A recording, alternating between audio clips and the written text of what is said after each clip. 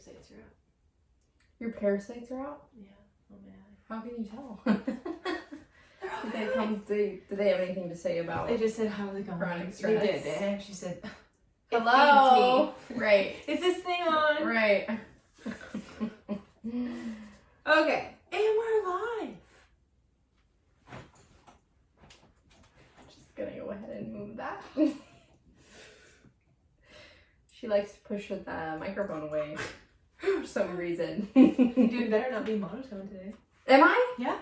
Well, I'm trying to like not scream. What?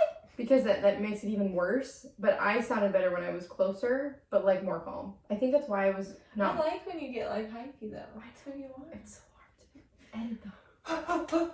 Okay, I'll get hypey, but I feel like it's not you sometimes. All right. I was just trying like to that when I was editing last week. I said it's like her dog died. Okay. So I need you to get like you got a joke then. okay. Stress. We don't know her.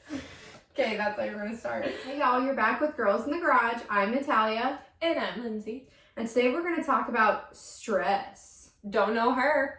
No, we don't. Welcome to Palmer. Welcome to Palmer. Let's do a graduate program. Let's talk about stress. Woo! All right, here we go. Buckle up. So stress. We don't know her. JK. She lives with me. She's on my face. We're everywhere. She feeds the parasites. She's real. She lives with you? Do you have her I too? thought she lived with me. Anywho. And everybody else. Stress is really interesting because when you look at the scheme of things, everyone experiences stress. You can meet someone who's super zen, and at some point in their life, they're still going to have been stressed. Like, it's life. Fight or flight, baby. Sympathetics all day long. So when I was reading some articles, it's interesting because both men and women experience stress differently, but not to mention stress can be acute or it can be chronic. So I'm going to hit more on the acute side of things today versus Nat is going to take us home with a lot of chronic stuff.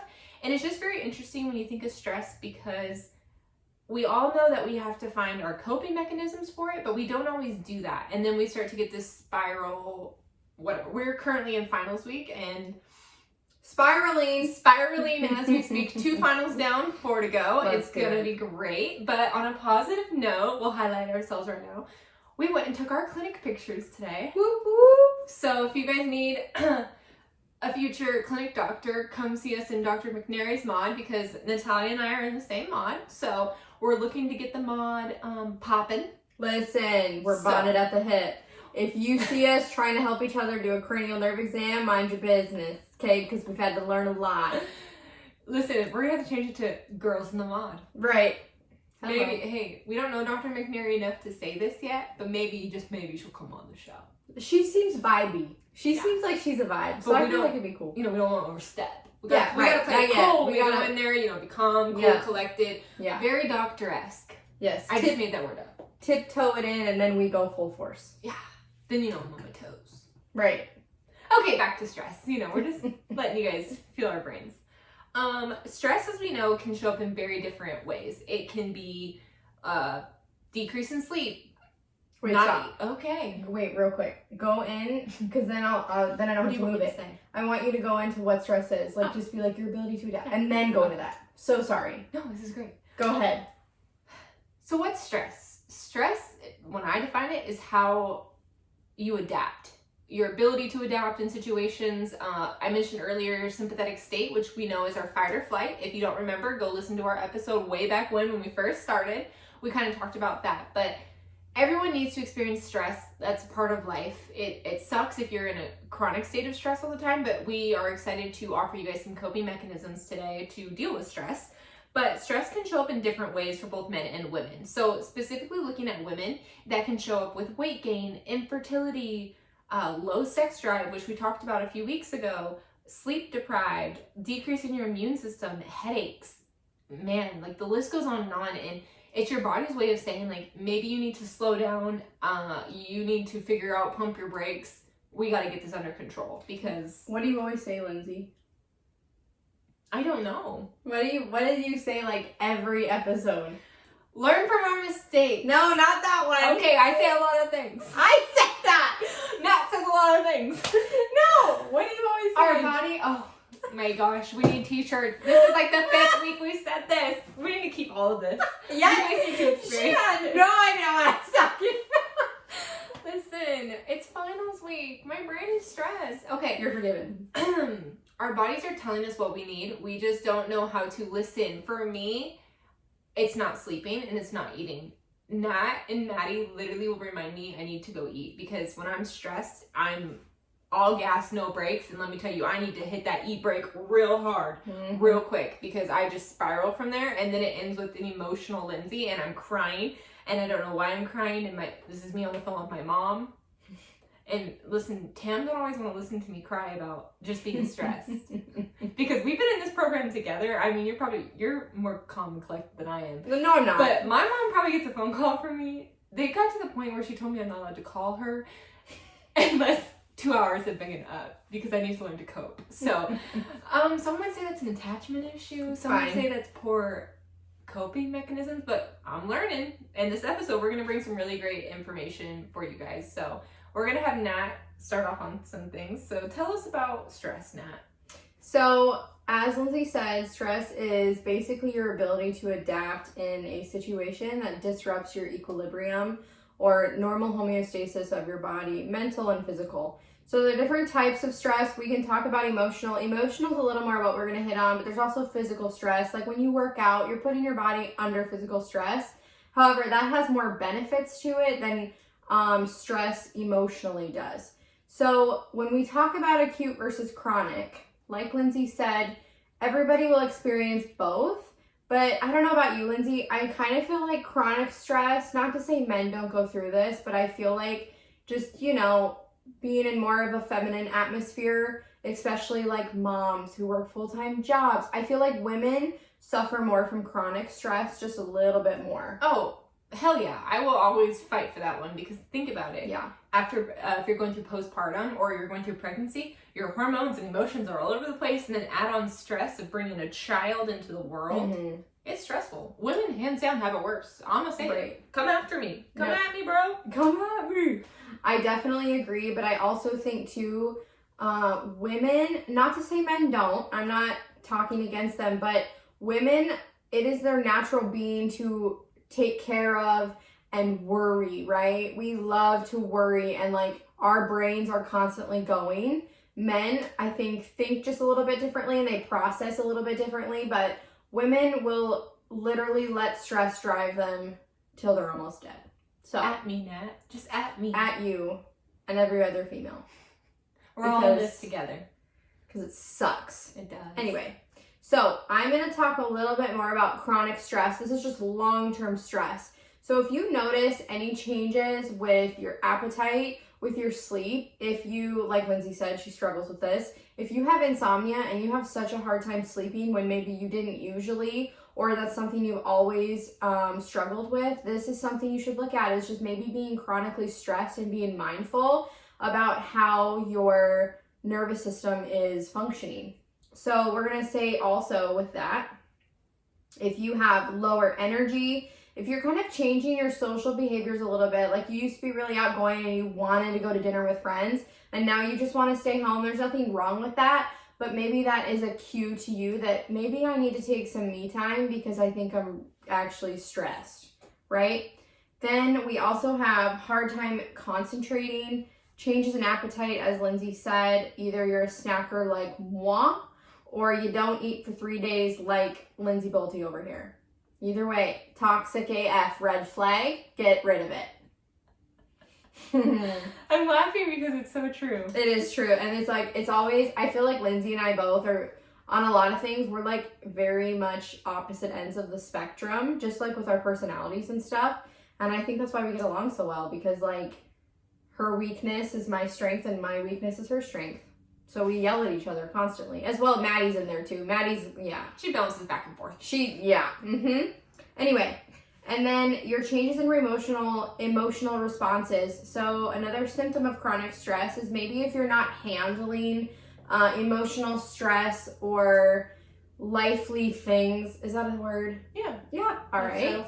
I don't really know what that means, but if you find yourself maybe like a little more emotional, maybe unable to cope or process certain things. I mean, we all go through emotional stuff, but if you are maybe struggling with all of a sudden having a temper or irritability or mood changes. That's another really big cue that you might have chronic stress going on and that you might just need to dial it in a little bit. Another common chronic stress symptom, especially in females, we both know this very well, digestive issues or digestive changes. So this can be anywhere from nausea, vomiting. You could have a change in your bowel movement, such as like diarrhea or constipation. Lindsay Bolte loves to be constipated. I have the opposite problem when I'm stressed. See? I love opposite ends. Listen, let Natalia tell you my problems. We're gonna be here a minute. I'm just kidding. I was kidding. It was a joke. I find it funny because it's true. I have a ton of It red is flags. not. No, I have a ton of red flags. We all do. It's human. No, like I'm a walking red flag. Oh my gosh. No, you're not. We all have red flags. First off, I've been slouching this entire time if anyone can see me. Right, we're in chiropractic school and we have the worst posture. So Come on. All right.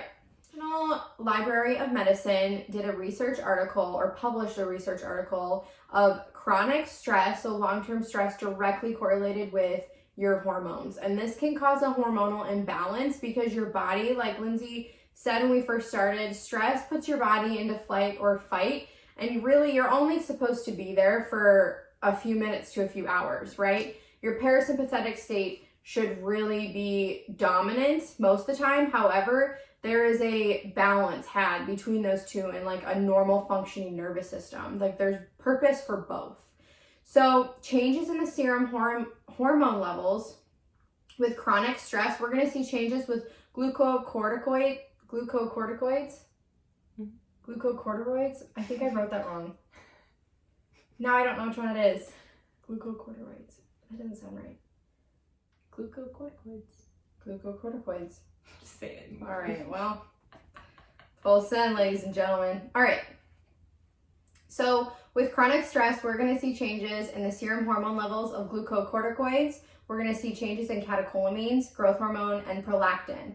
So just a little bit of an overview of both. Your catecholamines are your flight or fight hormones that is released. So that's like your adrenaline, your noradrenaline or norepinephrine, and then your dopamine. So this is going to increase cardiac output. If you ever had like an anxiety attack, this is kind of where that's coming from, right? Yep, increased heart rate, increased cardiac output. This is you getting ready for fight or flight. This is going to also cause the body to this is also going to cause sodium retention, and it's going to lower intestinal mobility, which is why we see digestive changes.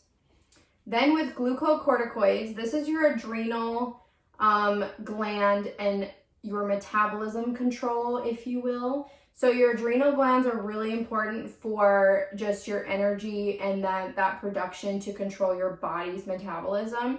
So that gets thrown off, but as well as growth hormone. So this is a little more tied in with physical stress, but when you're working out or doing whatever is physical stress to you, your growth hormone is going to take a little bit of a spike. This is super important just for muscle building, bone building, stuff along those lines. So this growth hormone isn't really connected super well with chronic stress yet, of any of the articles I have found at least.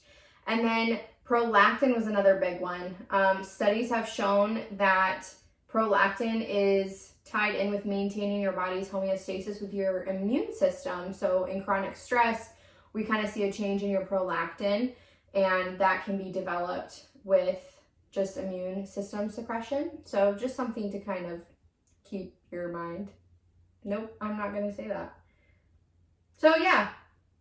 It's really interesting, all these hormones you point out, especially when we just released our episode, Low Libido. So if you haven't listened to that one, go listen, because stress was a huge contributor for females to not want to have sex, essentially. So it's really interesting when you do talk about all these hormones, because what I think we fail to realize listening here is how much is happening within our bodies. So one thing is thrown off, like if you're living in this chronic state of stress, or you're just all the time stressed, your body on the inside that we can't see, it's going haywire. Your red flags are going off. There's a fire in there, and they're trying to put it out in multiple ways, but it's a ripple effect. And then you're wondering why you feel like shit. You have no energy, and you just want to feel better. Well, these are some of the ways, if you want to start handling your stress, to help the inside start working and not having that ripple effect of a dumpster fire internally. Right. I also found, I'm going to add a few more things and then we're going to go into what to do. Is that okay? Go for it. Okay. I also found in a couple other research articles that your insulin will tank during stressful events, right? And this can lead to stress-induced hyperglycemia. So you're kind of throwing off your blood sugar control away from homeostasis. And so that can kind of get tricky with chronic stress. And then stress suppresses your gonadotropins and your gonadal hormones. And this is why when you see chronic stress, oftentimes in females, there will be a disruption in your menstrual cycle. So you're throwing off, like Lindsay just said, you're throwing off the entire ripple effect that your body's going to have, or you're throwing off one thing that is going to cause all alterations with other functions of your body. That doesn't make any sense. Yeah, it's like a domino effect. Yeah, good. Let's talk about some of the ways we can cope with stress, because I know for you and I, we have our own rituals, and I think going through school, it's really heightened my awareness of my own mechanisms I need to use to help with stress, because school is stressful. It's not easy, and life, I mean, anything's stressful. So Yeah. it's really important to us that we have these, you know, routines that we have or ways that we do it, and we hope it will help you guys too. What do you like to do, Nat? You know, I love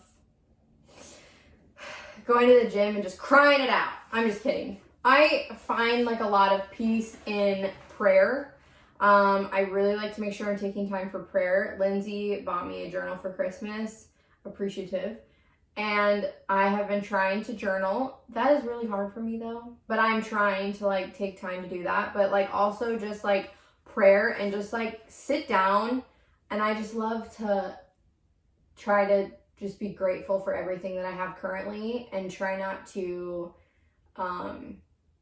have anxiety or stress about the future, and like especially things that I know I can't change. You know what I mean? I mean, that's a little more emotional. But then of course just gym time and like prioritizing walks is probably something that I do just to kind of make sure that I'm keeping my stress at bay. What about you, Linz? What do you do to manage your stress? Yeah, I'm terrified of the gym, so I work out at home, and honestly, my workouts can look pathetic to some people. No, they don't. Because no, wait, let me stop. Let me stop you right there. We'll be at school, right? She's constantly doing Pilates or some sort of ab workout. She was a dancer, right? So you watch her toes are pointed. We'll be like literally doing orthos. Tell them what I did today. Literally, we were like taking clinic pictures and her toes were like pointed, ready to frickin' go. And I was like Snapchatting it in the corner, right? But we'll be in one of our classes and she'll just be laying there just like doing some Pilates moves constantly all day long. You're like, wow, that's great. I don't realize I'm doing it. Anyways, one thing I really like to do is I've said it multiple times. I love to be outside, so I like taking my dogs on a walk. And I actually just, Dr. Will Cole just posted his research on if you walk 4 times a week for at least 30 minutes for a month straight, it actually improves your memory and a whole bunch of other things. It's really good for you. Obviously, any movement is great. We're always going to encourage movement. So the dogs and I have been really trying to get out each day. My Luna girl's trying to keep up with her bad leg. So if you guys can't see her right now, she's really not stressed at all and she's relaxing. So I've been really just trying to walk the dogs more. And like you said, just prioritizing the little things and just acknowledging that I matter. Yeah. And I need to find something good for me, because I typically stress affects my sleep, so I don't sleep. So it's been really helpful. I'm going to plug my Aura Ring. My Aura Ring's been doing a really good job. I actually got a really great sleep score the other night, and I was really excited because I've been really prioritizing making sure I'm in bed by a certain time and not eating after a certain time and waking up at the same time. So it's cool to see it working, you know? Yeah. I think if you want to start treating your chronic stress, start with light exercise. Nothing that is super high intensity or physical. Yeah. Just think, another way to simplify it, movement is money, right? So you just, any kind of movement, whether you're walking 10 extra steps a day, that's better than nothing. Right. If you're putting your phone on the other side of the room so it forces you to get up at the same time but walk to your alarm, money. Yes.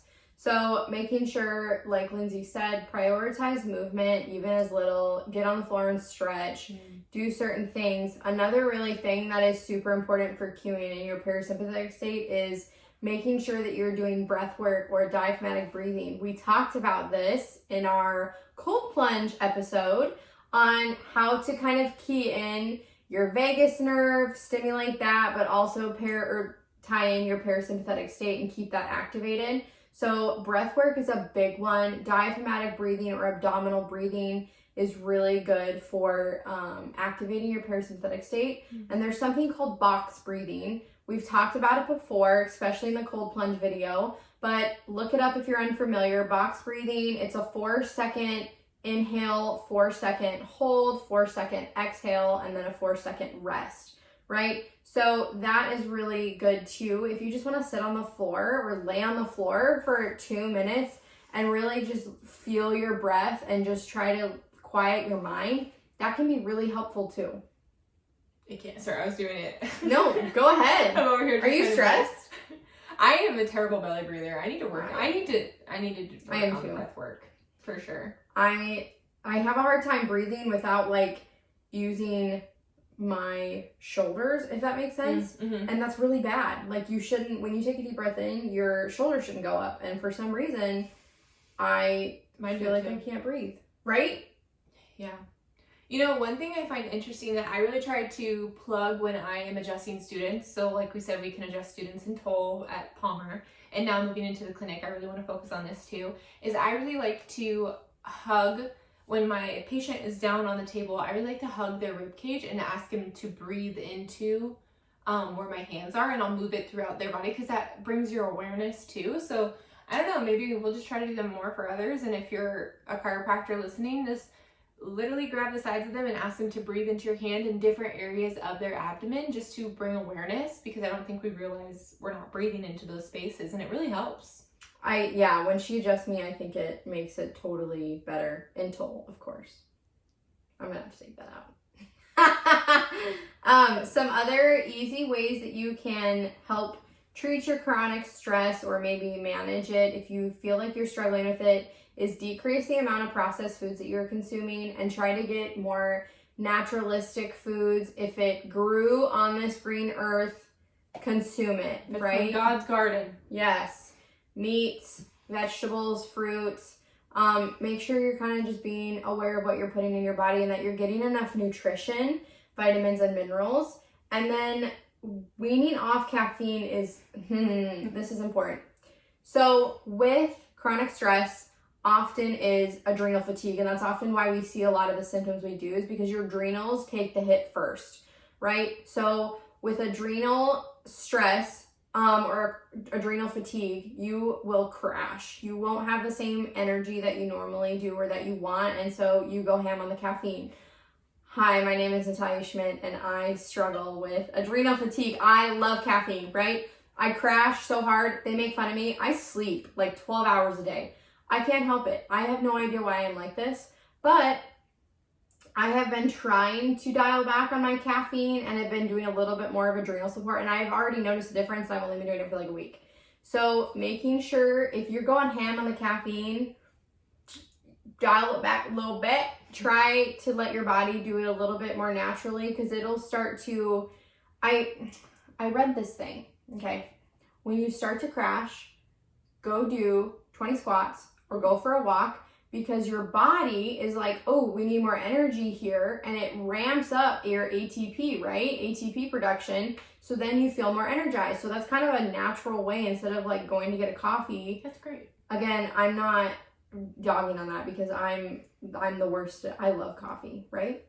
So another way too, B vitamins, like Lindsay said, prioritizing your sleep, and then prayer, meditation. Just take time for you. You matter. Everybody needs a break and just needs to be with themselves for a minute. And that is okay. If you're a mom, you need to prioritize yourself, right? If you have a needy husband, he'll be all right. He'll be fine. All in all, take care of yourself. Nat said it beautifully. You matter. We care about you. We're going to get through this. I'm not done yet. Nat's not done yet. I was like, She's closing this bitch out. We're not wrapping up. What else would you like to add, Nat? I feel like you need to talk a little bit. Talk about cold plunging. Okay. As we mentioned before in our Ice Baby podcast, which you should go listen to if you haven't, cold plunge is really great for, like Nat said, getting that box breathing going and just honestly giving that mental toughness to you, because when you are stressed, typically we feel impending doom, right? I mean, I don't know if I'm speaking for myself, but when you're stressed, it's almost like you get more stressed because you know you're stressed, so that awareness is there. But you stress about being stressed. Yeah, and then it's a spiral. So what's really interesting is take the perspective of doing something hard, right? So even if that is walking 30 minutes a day, or I don't run, so I guess something hard to me would be like running down the block. But if you see me running, you should probably think someone's chasing me and help me. Run too. Yeah, don't look back, just keep running. Because seriously, if my dogs get out, like, they're gone. I'm not gonna chase after them. Like Sunny's, he's gone with the wind. Anyways, but do something hard. So like, challenge yourself to take a cold shower, jump in the ocean, do those things, and sit there for a second, because it almost like re-energizes you or re-shocks you out of that stressful state to tell yourself, I can do this, I can get out of this, this is only temporary. Because we have to remember, this is a temporary state, right? You don't want to live there. Don't live with stress. It's a toxic relationship. Red flag. Bolt out the door. Mm-hmm. Don't marry it. Just know that it's going to come knocking on the door from time to time, but there's ways that you can fight it. Yeah. I think some easy supplements that you could add in if you're kind of wanting to maybe add something to stimulate calmness or help stabilize your brain function, mood, nerve function. Magnesium is a really good thing, not only for muscle and bone support, but magnesium is huge for mood stabilization and calming and helping with sleep. So I highly recommend at Lindsay. And if you're constipated, it helps you go to the bathroom. Yeah, that's another. Which is also me, apparently. Right. Hello. You need magnesium? You need to call up May. You eat enough magnesium, girl? This ain't about me. It's about the fans. Right. I don't know why I said fans. It's about the people we're helping. We got fans. It's okay. We got haters, too. Shoot, everybody got haters. Got my hater blockers on. They hate us because they ain't us. Okay. All right, anyway. And then for your adrenal support, like we said, chronic stress is directly tied into chronic adrenal fatigue. And adrenal support that can be used is, again, magnesium, but also vitamin B. All the vitamin Bs you need to be taking. Natural's obviously better, or a high quality supplement. And then vitamin C. Again, eat your fruit, guys. Get it in. Get it in. But don't be stressed, y'all, day by day. Day by day, baby. You matter. Take the time. Do something new. Challenge yourself. Don't live with stress. Divorce it. Yeah. I'll say it. All right. Thanks, y'all. See, I sound so stupid when I say it. What?